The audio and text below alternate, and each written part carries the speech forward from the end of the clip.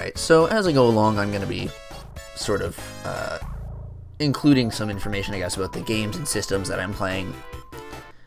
This one is, of course, Sonic 1. I've never actually beaten Sonic 1, which is really weird considering that I love the retro Sonic games. So I guess I'm just going to get right into this and see how we do here. One thing I'm going to be trying to do is not, I'm not going to try and do this like perfectly every time, but I'm going to be trying to get all the Chaos Emeralds if I can in each game. I'm not going to use save states or go back. I'm going to play this as though I were playing on an actual console. I'm going to pretend that I'm not poor and a student for a second, so I'm going to pretend that I can actually afford that. And see if I can get all of the Chaos Emeralds, because I think I am actually that good at the retro games. I was certainly that good at 3 at one point, so I'm hoping maybe I can do the same thing here. But that loop is not a good sign. If that loop is any indication, I am going to mess up so poorly just over and over on this game. And I have 50 rings though, so I should be good. Just go right ahead and collect that. Special stage, there we go.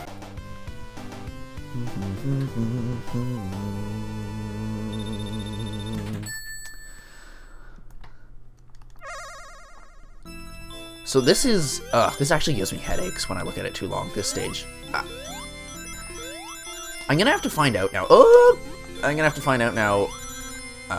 what Sega used to create this effect. Because Nintendo, of course, had Mode 7 for things like this, right?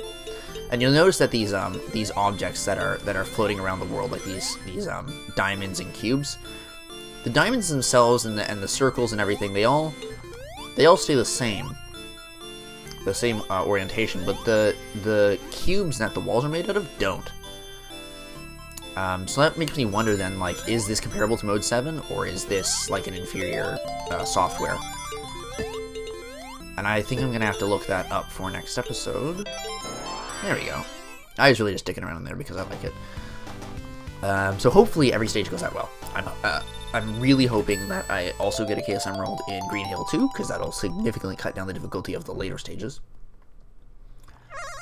This is easily the game that I'm worst at, and I keep forgetting that Spin Dash doesn't exist, things like that. So I'm hoping this goes okay. I'm just gonna waste a little bit of time here just to get some rings early on. That was sort of frightening. I also just want to comment, I guess, on how much I like the music the Sega Genesis has. Like, people apparently don't like it because they don't like the Yamaha FX chip that was used. But I think this game and this whole series really just proves that a good composer, I think, is more important than a chip.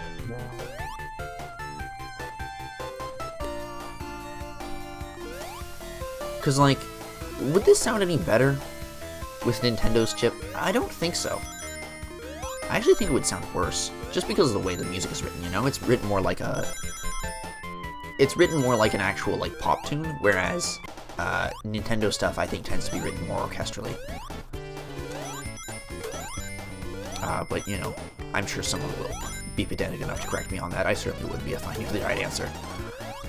Damn, almost made that. I don't need any more rings. What am I kidding myself? I'll be fine. There's a spring there. Whoa, I got a 10,000 and the special stage ring. Damn, not bad. If I do say so myself. Alright, now I get, like I wanted, I got the second special stage. Now the path for this one is... and then this way, right? No.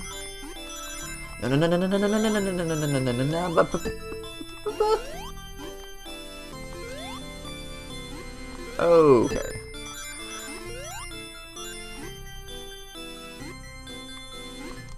I think I just went backwards. This is killing me. Are these up-down things telling me, like, where to go, or are they telling me... Oh! I'm gonna have to edit that so there isn't a huge sound spike for headphone users. Oh, boy. In case anyone's wondering, yes, I am recording this live.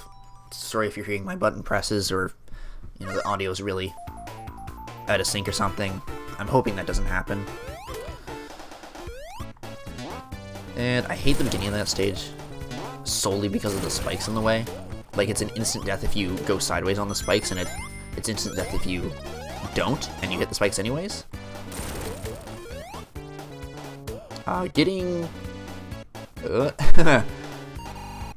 See, this is supposed to be like a 100% accurate emulator, but I noticed there are still mistakes like that, where sometimes layering just doesn't work.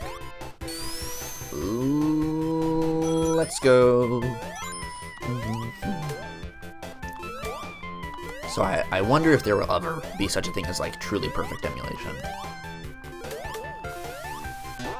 Like, because emulators even now, like this one, which is Genesis plus GX, has apparently 100% compatibility, but obviously it isn't perfect. So I wonder if there is ever going to be such a thing as, like, you know, perfect replication of hardware instructions, you know? I feel like it shouldn't be that hard, but I also don't know anything about the way emulators are constructed. And I don't think I can actually get a special ring, unless I take no damage on this boss fight. I missed that hit. It would be nice to get no damage on this fight, though. It's highly unlikely, given how bad I am.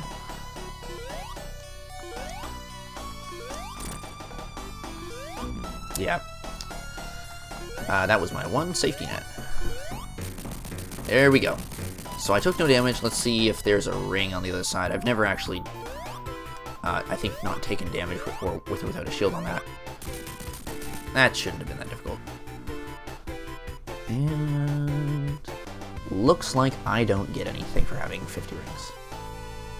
I just get a ring bonus, which is nice. I have to wonder, they count down your score at the end of every stage, and I have to wonder if score is actually, like, relevant in this game, like what it does besides giving you a score.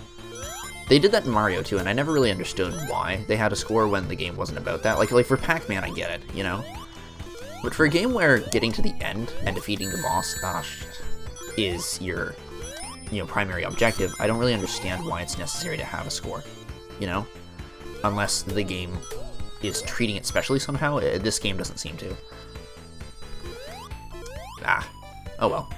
This stage still has some of my favorite music, so I'm just gonna turn that up.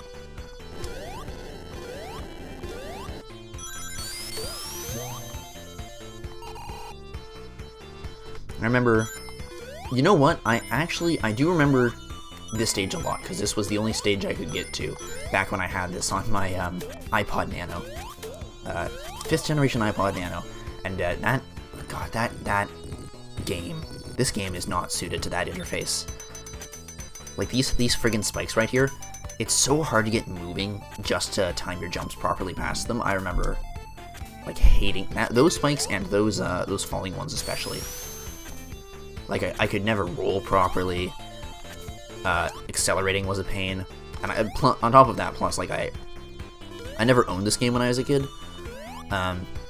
Except on my iPod, so I thought the acceleration was super slow. I thought the game was super clunky feeling, and it's different now, but I think I have a sort of a different appreciation for older games now than I used to. And got them 99 rings. Got 99 problems, put a ring A1. Oh, and I actually got a decent cycle on that. Well, and immediately wasted it. Congrats, Tem, it was perfect. Yeah, now I have to see, this is why getting a good cycle is nice. Because this is okay too, that's actually the best cycle, but like, getting any other one than that is like, just, maybe I should stop talking. If this is any indication of how the rest of this series is going to go, it's not going to be good. Okay, so I wonder if this is going to be Emerald Stage 2 or Emerald Stage 3, now that I'm out of Green Hill. I feel like it's going to be Emerald Stage 2. It's not. Oh, I don't know how to do this. I don't know where it is. Oh, no, I do know this one. Okay.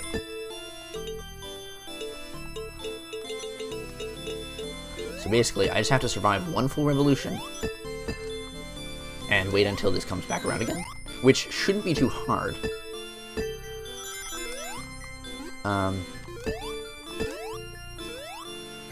Geez, I don't understand what these things do.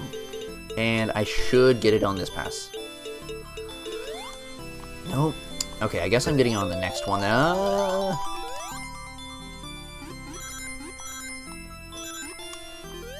And now I've lost track of it. This one is basically you just have to like lie on the tetrahedrons until they all break. You know. But hitting the rotate switches makes it really hard to complete this level easily. Because now I'm not falling towards an open section. No. God, I hate this. I hate this level. I'd forgotten about this, and now it's coming back. Ugh. This is just the re-triggering of Tempestral.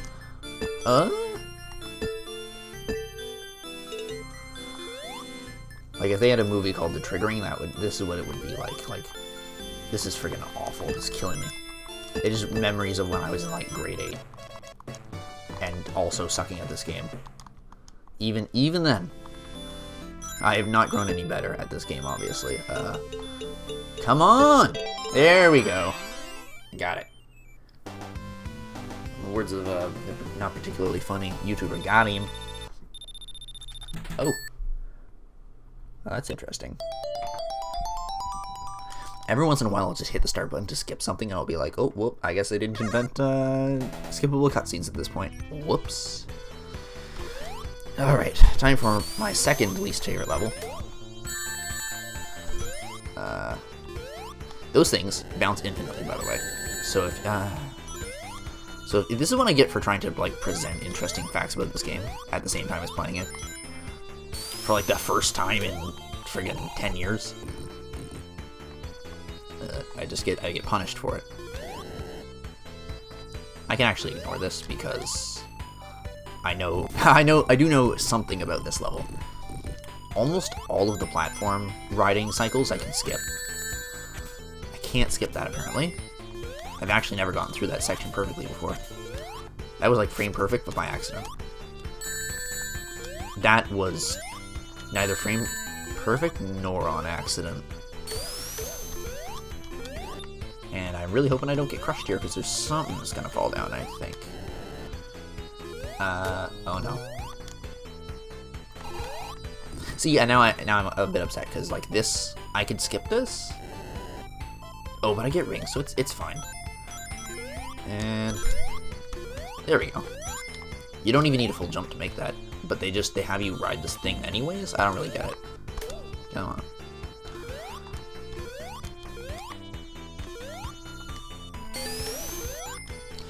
And so slope jumps are a thing I should probably be trying to do, because they're pretty cool.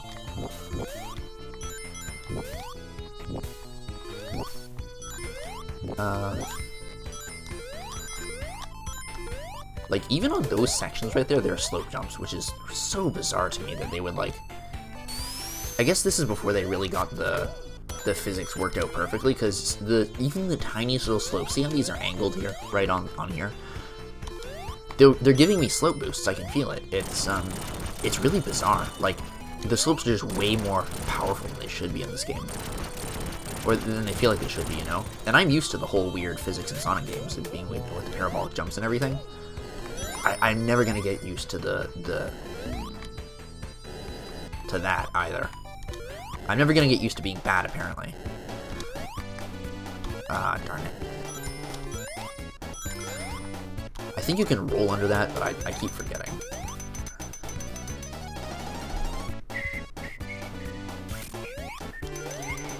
There we go.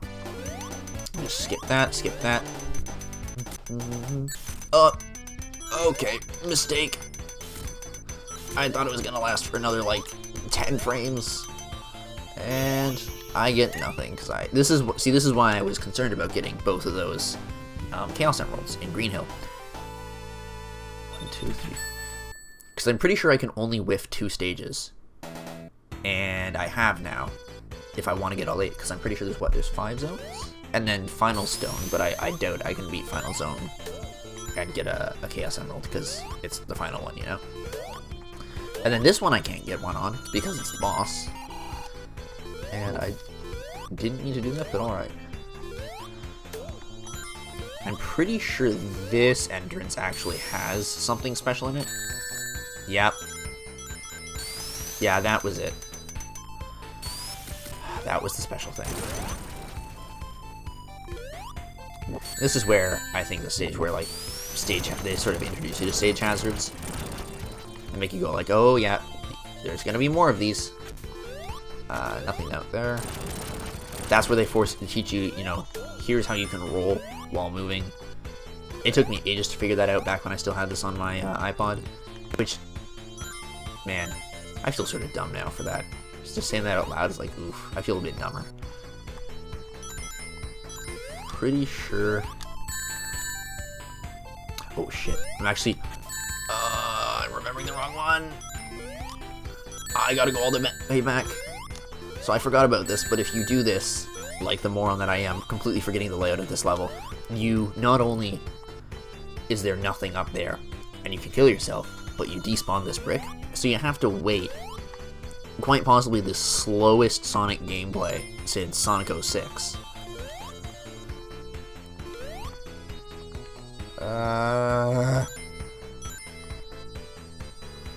Sonic looks like he's having a good time.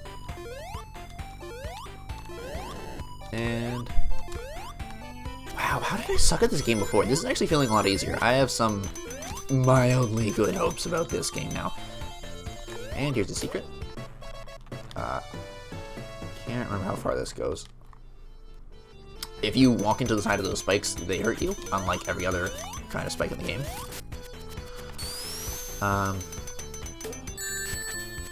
Yep, those ones hurt you too, but it's only every second step, so if you can jump every second step, it's super easy.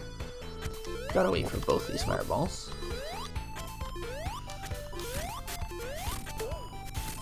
Fun fact, you can skip that except for the last one. And I did that on my first try. I thought that was going to take me forever. I actually forgot that the third one wasn't there. And, going for them slope jumps. You see what I mean, though, about the slopes? Like, the slopes are way too powerful. Like, I jumped at a good time for that second one there, and I still did really poorly. It's sort of confusing to me. I can't remember how this boss fight goes. Is this basically just like Oil Ocean?